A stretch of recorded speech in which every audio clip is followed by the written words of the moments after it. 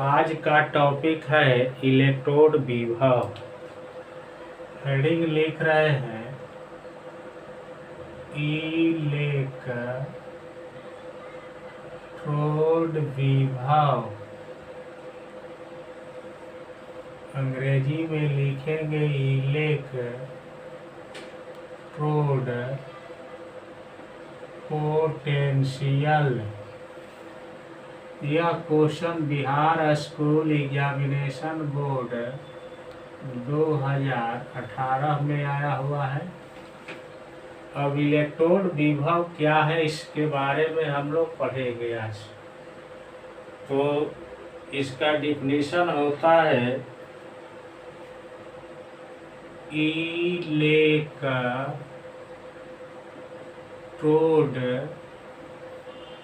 तथा उसके आयनों। हमने लिखा है इलेक्ट्रोड तथा उसके आयनों के बीच उत्पन्न।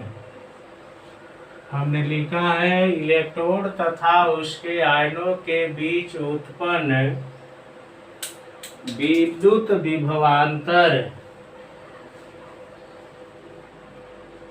विद्युत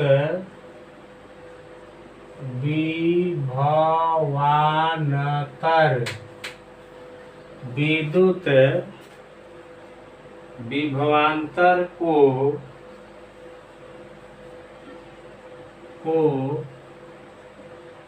इलेक्ट्रोड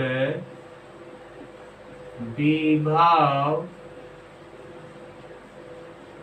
कहते हैं।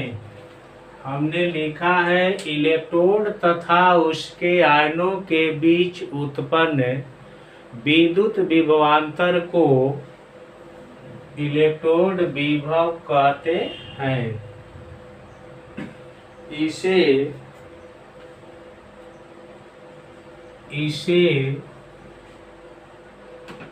अर्ध शेल विभव या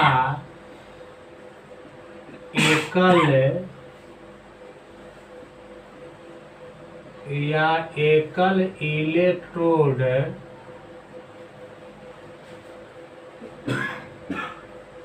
विभव भी कहा जाता है। इसे अर्ध शेल विभव या एकल इलेक्ट्रोड विभव भी कहा जाता है। इसे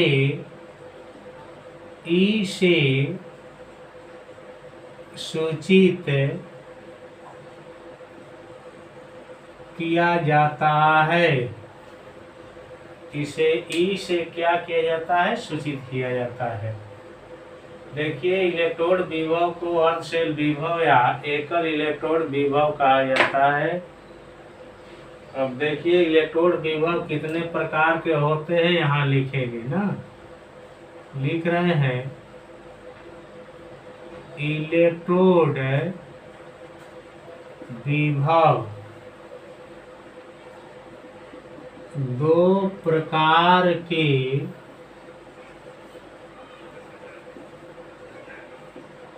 होते हैं।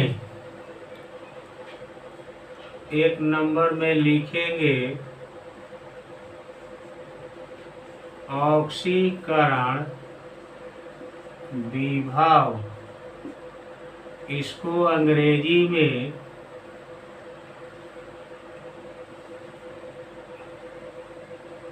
ऑक्सीडेशन पोटेंशियल कहा जाता है। देखिए ऑक्सीकरण विभव को ऑक्सीडेशन पोटेंशियल कहते हैं हम लोग ना। अब देखिए इसका डिफिनीशन क्या कहता है। हम लिख रहे हैं यहाँ पर इलेक्ट्रोड को हमने लिखा है, ऑक्सीकरण विभव का डिफिनीशन प्रारंभ किया है। इलेक्ट्रोड विभव को इलेक्ट्रॉन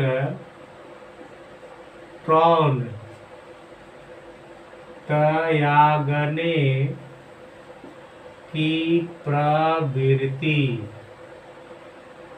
या ऑक्सीकृत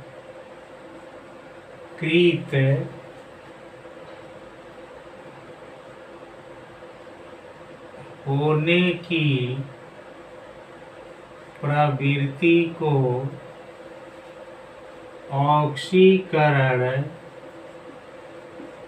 ऑक्सीकरण विभव कहते हैं। हमने डिफिनीशन लिखा है, इलेक्ट्रोड को इलेक्ट्रॉन त्यागने की प्रकृति या चाहे प्रवृत्ति या ऑक्सीकृत होने की प्रवृत्ति को ऑक्सीकरण विभव कहते हैं। देखिए अब आगे लिख रहे हैं, इसे इलेक्ट्रोड विभव हुआ, ऑक्सीडेशन में OX है तो यहाँ पर OX लिख दिया जाता है, अर्थात ऑक्सीकरण विभव को EOX से सूचित किया जाता है। देखिए हमने लिख दिया, इसे EOX से क्या किया जाता है, सूचित किया जाता है। देखिए रिएक्शन में जनरल फॉर्मूला MS लिख दिया। यह इलेक्ट्रोड का सिंबल हुआ जो सॉलिड स्टेट में ठोस अवस्था में है उसको इंगित कर रहा है। अब क्या करेंगे कि मान लीजिए यहाँ M लिख करके AQ लिख दिया, यहाँ N लिख करके प्लस लिख दिया, ठीक। इसका मतलब इसमें से एक रहेगा तो एक प्लस हो गया, माने एक इलेक्ट्रॉन निकलेगा। यहाँ अगर 2 लिख देते हैं तो 2 प्लस हो जाएगा, 2 इलेक्ट्रॉन माना जाएगा। और यहाँ पर N लिख करके E लिख दिया हमने, ठीक। अर्थात इसमें इलेक्ट्रॉन, यह इलेक्ट्रोड जो है इलेक्ट्रॉन को क्या कर रहा है, त्याग कर रहा है, या यह इलेक्ट्रोड जो है क्या हो रहा है, ऑक्सीकृत हो रहा है। तो इसके अंदर जो इलेक्ट्रोड विभव होगा उसको ऑक्सीकरण इलेक्ट्रोड विभव पढ़ा जाता है, ठीक। अब इसका एग्जाम्पल हम देंगे, जैसे Zn लिखे थे हम लोग, Zn देखिए नीचे लिख देते हैं, जैसे में पॉइंट 1 है ZnS हो गया, ठीक, जस्ता हो गया। ये आयन में टूटेंगे तो ऐसे AQ हो जाएगा, अब प्लस 2 इलेक्ट्रॉन, 2 प्लस है तो 2 इलेक्ट्रॉन लिख दीजिए। तो इसमें यह जो है जस्ता इलेक्ट्रोड है, यह इलेक्ट्रॉन त्याग रहा है। इसमें जो इलेक्ट्रोड विभव होगा उसको क्या पढ़ोगे, ऑक्सीकरण पोटेंशियल पढ़ेंगे, या ऑक्सीकरण विभव या ऑक्सीडेशन पोटेंशियल पढ़ेंगे।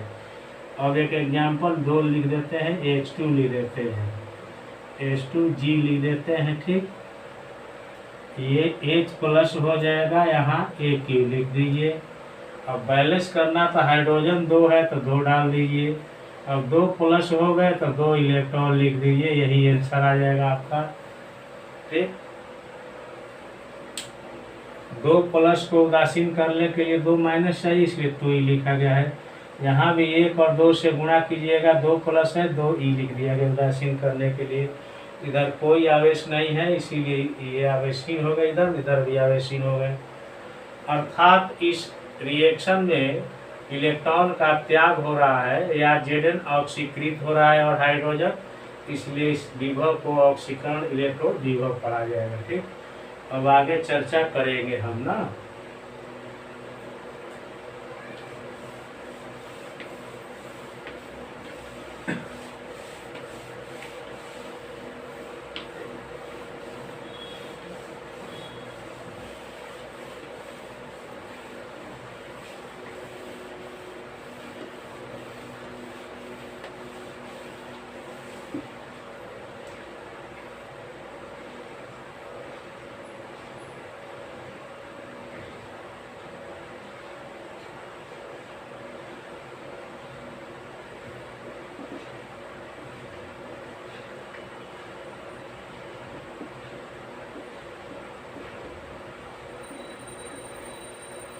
देखिए हमने अवकर्ण विभव लिख दिया है। अब इसका डिफिनीशन लिखने जा रहे हैं ना। इलेक्ट्रोड को हमने लिख दिया, लिखा है इलेक्ट्रोड को, ई उसके उल्टा डिफिनीशन हो गया, इलेक्ट्रॉन ग्रहण करने की प्रवृत्ति या अकृत होने की प्रवृत्ति को अवकरण विभव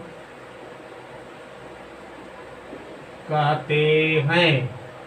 हमने लिखा है ठीक उसके उल्टा, इलेक्ट्रोड को इलेक्ट्रॉन ग्रहण करने की प्रवृत्ति या अकृत होने की प्रवृत्ति को अवकरण विभव कहते हैं। इसे इलेक्ट्रोड विभव हुआ, रिडक्शन में RED है इसलिए यहाँ पर RED सॉफिक्स में लिए, तो इसे RED से सूचित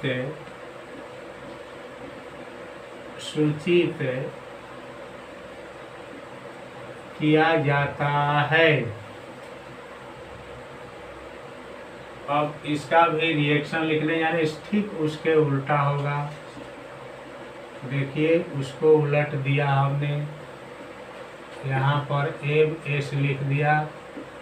देखिए अब की बार इस रिएक्शन में इलेक्ट्रॉन एरो की बाईं ओर आ गया है, अर्थात इलेक्ट्रॉन ग्रहण किया जा रहा है, इसलिए इसमें इलेक्ट्रॉन ग्रहण करने की प्रवृत्ति है, अर्थात यह अकृत हो रहा है, इसीलिए इसको अवकरण विभव कहेंगे ना। अब जैसे देखिए कैसे हो रहा है। अब Cu2+Aq लिख दिया। अब जो है यहाँ पर ऐसे कॉपर CuS लिख दिया। हम लोग पढ़े हैं विद्युत रासायनिक सेल में। अब इधर कोई आवेश नहीं आता, इधर कॉपर एक है, इधर कोई आवेश नहीं है, इधर 2+ है, तो 2 लिख दीजिए, बैलेंस हो गया। 2 को उदासीन कर देगा, एक ये हो गया। ठीक, अगर हाइड्रोजन वाला लिखना चाहते हैं आप लोग तो उसको भी लिख सकते हैं। देखिए H+Aq हो गया, गिब्स H2 हो गया। ठीक, यहाँ G लिख दीजिए। हाइड्रोजन 2 है, यहाँ 1 है, तो 2 लिख दीजिए। इधर कोई आवेश नहीं है तो इसको भी आवेशहीन कीजिए। अब देखिए कितने इधर प्लस है, 1 से 2 से गुणा कीजिएगा, 2+ है, 2+ को उदासीन करने के लिए 2- आ जाएंगे। तो इस अभिक्रिया में इलेक्ट्रॉन, अर्थात इस अभिक्रिया में इलेक्ट्रोड जो है इलेक्ट्रॉन ग्रहण कर रहा है, अर्थात अकृत हो रहा है, इसलिए यह अवकरण विभव कहलाएगा। ठीक, अब देखिए हेडिंग डाल देते हैं, इलेक्ट्रोड विभव को प्रभावित करने वाले कारक। देखिए यही हेडिंग है, 2 लाइन का है। यहाँ अंग्रेजी में लिख देते हैं फैक्टर्स एफेक्टिंग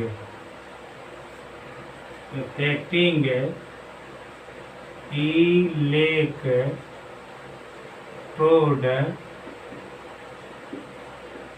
पोटेंशियल। अब प्रश्न उठता है कि इलेक्ट्रोड विभव को प्रभावित करने वाले कौन कौन से कारक है, इसमें थोड़ा अध्ययन करेंगे। तो देखिए हिंदी कैसे लिख रहे हैं, इलेक्ट्रोड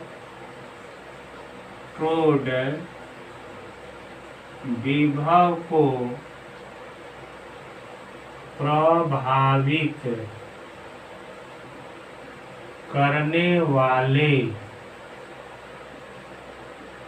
कारक निम्न लिखित हैं। देखिए लिखा गया है इलेक्ट्रोड विभव को प्रभावित करने वाले कारक निम्नलिखित हैं। पॉइंट 1 और 2 में लिखेंगे इलेक्ट्रोड की प्रकृति। एक है इलेक्ट्रोड की प्रकृति।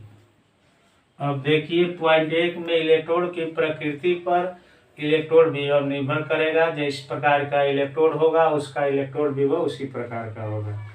अब देखिए 2 नंबर में कह रहा है विलयन में आयनों का सांद्रण।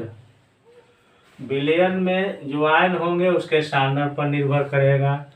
3 नंबर जो है टेम्परेचर होता है, ताप पर निर्भर करेगा। यही सब जो है इलेक्ट्रोड विभव को प्रभावित करने वाले कारक हैं।